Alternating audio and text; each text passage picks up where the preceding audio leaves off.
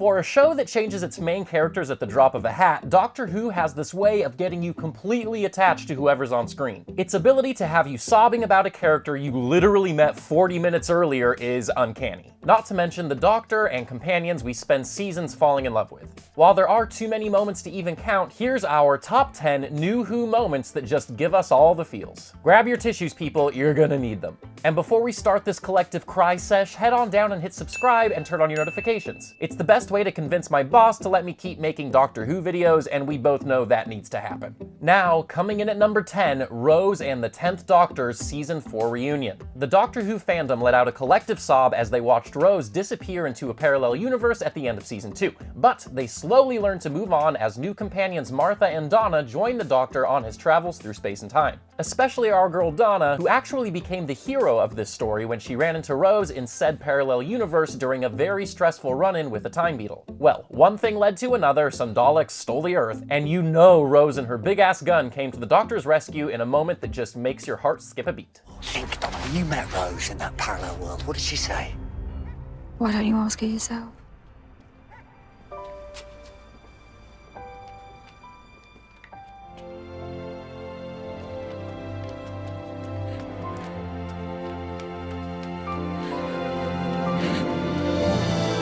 Number 9, The Girl in the Fireplace's Letter. The Girl in the Fireplace episode is a resounding fan favorite and a perfect example of someone the Doctor and the fans fell in love with in the span of a single episode. While we only saw her at a few different points in her life thanks to the time windows created by clockwork droids, she fell in love with the Doctor she seemed to have known her entire life. That is, until the fireplace took us to a moment just out of her reach and her emotional goodbye was the cherry on top of the feels cake.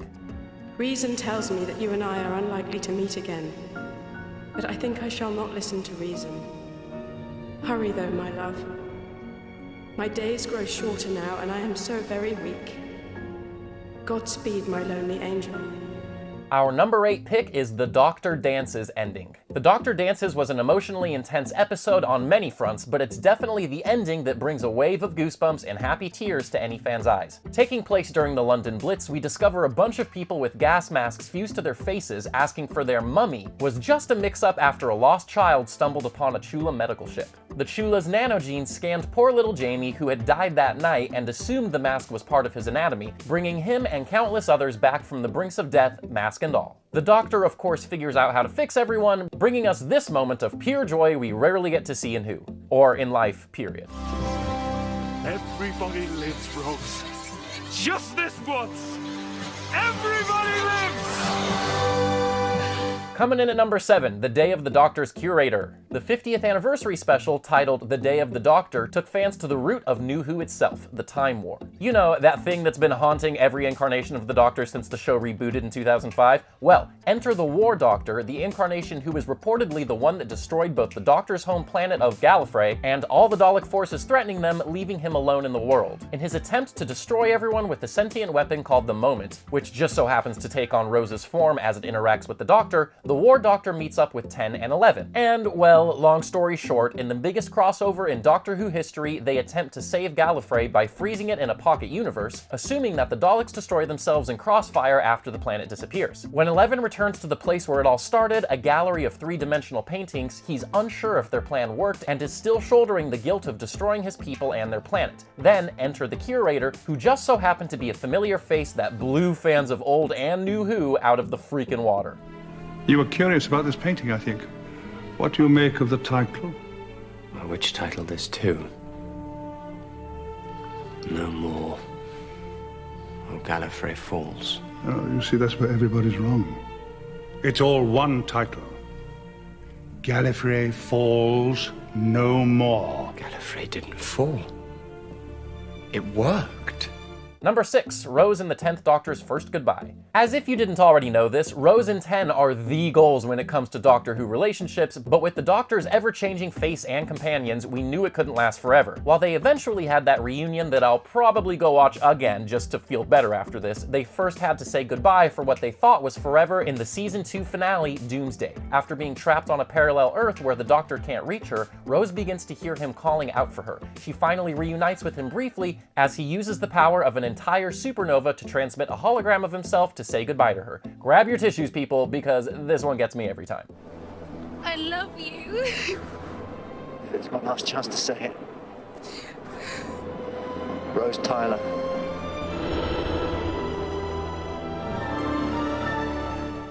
Okay, get it together, Jeff. Number 5, Eleven's regeneration and Amy Pond's final goodbye. Did I mention I'm a sucker for the Doctor's companions? I mean, how could you not be? And Amy Pond honestly has to land at the top of the list, and her relationship with the Doctor was a defining moment for the show. I thought, well, I started to think that maybe you were just like a madman with a box. Amy Pond, there's something you better understand about me because it's important, and one day your life may depend on it. I am definitely a madman with a box. While the episodes after her departure were rough, it also gave us a chance to see Eleven mature and face his demons on his own. And when it finally came time for him to regenerate, because no face lasts forever on this show, they brought it to the perfect close with a familiar face to send him off.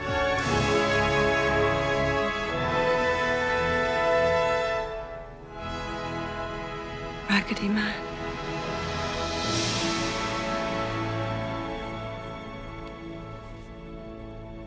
Good night. Our number 4 pick, River's last night with the Doctor at the Singing Towers of DARILLIUM. Ah, the fabled Singing Towers of DARILLIUM. We first heard of them and the huge scope of the Doctor and River's wibbly-wobbly, timey-wimey relationship in Forest of the Dead, which was the last time River would ever see the Doctor alive, but the first time he ever met her. As she died, she said to the Doctor, "The last time I saw you, the real you, the future you, I mean, you turned up on my doorstep with a new haircut and a suit. You took me to DARILLIUM to see the Singing Towers. What a night that was." Man, as if that couldn't be a moment all on its own in this video. But the show did that night justice, as 12 was the one to bring her to the Singing Towers themselves, and subsequently brought us all to our knees as he shared his last beautiful moment with the great River song. Assuming tonight is all we have left. I didn't say that. How long is a night on DARILLIUM? 24 years. Our third runner-up in the feels heavy moments is Donna's goodbye. Listen, I know I said Amy is number 1, but honestly, even trying to rank Donna is a disservice to her wonderful, amazing, spectacular character. She was just what the Doctor ordered after losing Rose, dealing with Martha, and finding Rose again, thanks to your girl, which made her goodbye that much harder. Like, even people who don't know Doctor Who know this moment. That's how rough this goodbye was for him. Anyway, after absorbing the regeneration energy from the severed hand of the Doctor, Donna held the power and knowledge of a Time Lord in her tiny human body. As you can guess, that was a big no-no, and her mind actually started to deteriorate because it was so overwhelmed. And so, Ten had to do probably the hardest thing he's ever done, wipe her mind, and thus say goodbye to her forever. I was gonna be with you. Forever. Oh, Donna Noble, I am so sorry. But we had the best of times. Goodbye. No, please, no. Okay, listen, I'm not even gonna say that I'm not crying because I am, but no big deal, we can cut around that. And coming in at number 2, Ten's regeneration, which is actually a twofer, so get your hankies. Mr. Sadboy himself, the 10th Doctor, clearly spent his 3-season run making us feel all kinds of ways, and we've covered a lot of them in this video already. But his most emotional moment of them all was when we finally had to say goodbye to his era as the Doctor and make way for the wonderful and goofy Matt Smith. Poor Ten had not only just said goodbye to his best friend Donna, but also the love of his life, Rose, in season 4. In the 2-part Christmas special following those moments, Ten faces the prophecy that he will hear 4 knocks before his death. Well, stuff happens, things go down, and Ten saves the day until Donna's sweet, sweet grandfather Wilfred shows up.